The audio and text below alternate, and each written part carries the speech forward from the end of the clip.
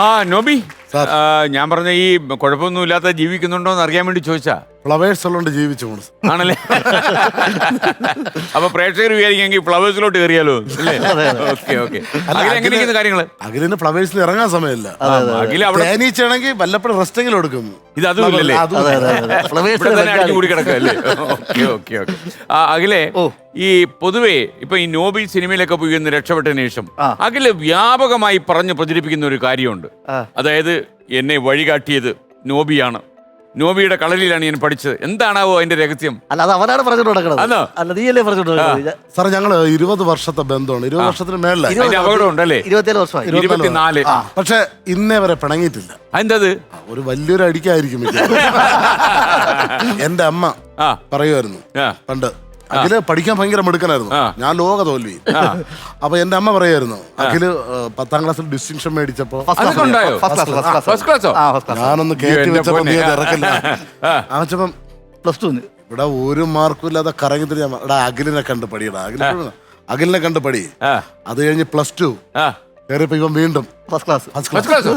ഇത് എങ്ങനെ ഒപ്പിച്ച്? അവിടെയും പറഞ്ഞു അഖിലിനെ കണ്ട് പഠി.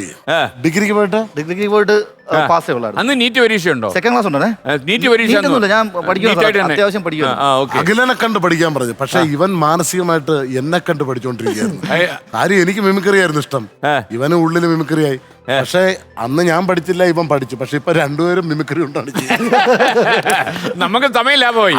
എനിക്ക് ലാഭം. ഇത് സമയം ഒരുപാട് അകലെ കൊണ്ട് കളഞ്ഞു. നോബിയൊക്കെ മിമിക്രി മോണോ ആക്ടും ഒക്കെ പഠിപ്പിച്ചത് നമ്മുടെ റഹീമാണോ? ഞങ്ങള് അയലോക്കക്കാരാണ്. അപ്പൊ പുള്ളി പാർട്ടി വരുന്നതിന് മുമ്പാണോ അതോ അന്ന് ചെറിയ സ്കൂളിൽ പഠിക്കുന്ന പുതിയ അറിവാ? ഒരു രാജ്യസഭാംഗമാണ് എന്നെ മോണോ ആക്ട് എന്നുള്ള മിമിക്രി എന്നെ ആദ്യമായിട്ട് മോണോ ആക്ട് പഠിപ്പിച്ചത് പിന്നെ റഹീമണ്ണനാണ്. പുള്ളി ഇത് എവിടെ പഠിച്ചു? പുള്ളി ഭയങ്കര അഭിനയമായിരുന്നു സ്കൂളിൽ പഠിക്കുന്ന സമയത്ത്. പുള്ളിയുടെ നാടകങ്ങളൊക്കെ ഭയങ്കര വൈറലായിരുന്നു. എവിടെ ചെന്നാലും എന്നെ കാണുമ്പോൾ പറയും റഹീമണ്ണ ഡൂപ്പാണെന്ന് പറയും. അത് കറക്റ്റ് ആട്ടോ.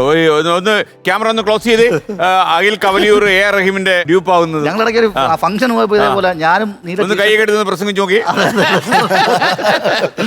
വളരെ കമന്റ് ഇടാറുണ്ട്. അല്ല, നിങ്ങള് തമ്മിൽ കണ്ടപ്പം റഹീം ഇത് പറഞ്ഞിട്ടുണ്ട്. പുള്ളിക്കാരനൊന്നും പറയുമെന്നും ഒരു പുള്ളിയുണ്ട്, നിങ്ങൾ അതേ കണ്ടിരിക്കണേന്ന് പറയും. പക്ഷെ ഒരു രീതിയിൽ നല്ലതാ കാര്യം. അഖിലിനെ ഇതിപ്പോ ഏതെങ്കിലും വല്ല കള്ളനോ കൊലപാതകയോ വല്ലോ ആയിരുന്നെങ്കിൽ അഖിൽ അകത്ത് പോയിന്. അല്ലേ? ഇതിപ്പോ റഹീം ആയതുകൊണ്ട് ടെൻഷൻ ഇല്ല അല്ലേ?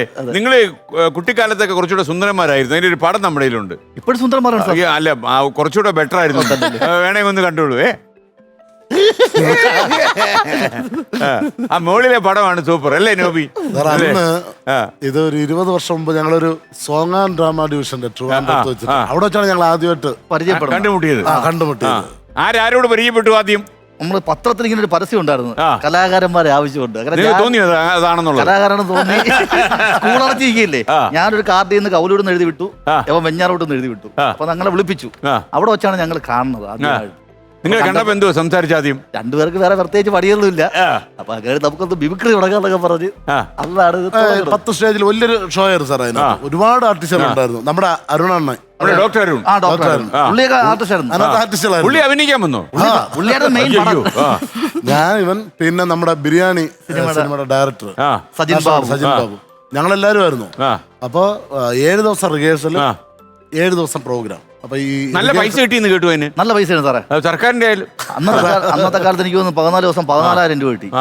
അതായിരുന്നു ജീവിതത്തിൽ ആദ്യമായിട്ട് നമുക്കൊന്ന്. ഇത് തീർന്നില്ലല്ലോ സാറേ, ഇപ്പൊ എത്ര കിട്ടിയാലും തികയില്ല. ഇത് തീർക്കാൻ പെടുന്ന പാട്.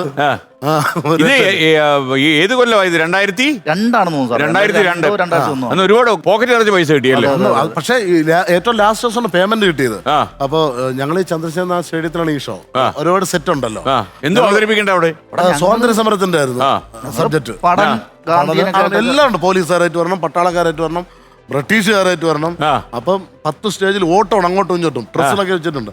അപ്പം കോട്ടയുണ്ട്, കൊട്ടാരമുണ്ട്, ടെന്റ് ഉണ്ട്. ഓരോ ദിവസം ഓരോ സ്ഥലത്താണ് ഞങ്ങൾ കിടക്കുന്നത്. 14 ദിവസം എല്ലാവരും വീട്ടിൽ പോകും. ഞങ്ങൾ മാത്രം വീട്ടിൽ പോക്കില്ലല്ലോ, അവിടെ കിടന്നുറങ്ങും.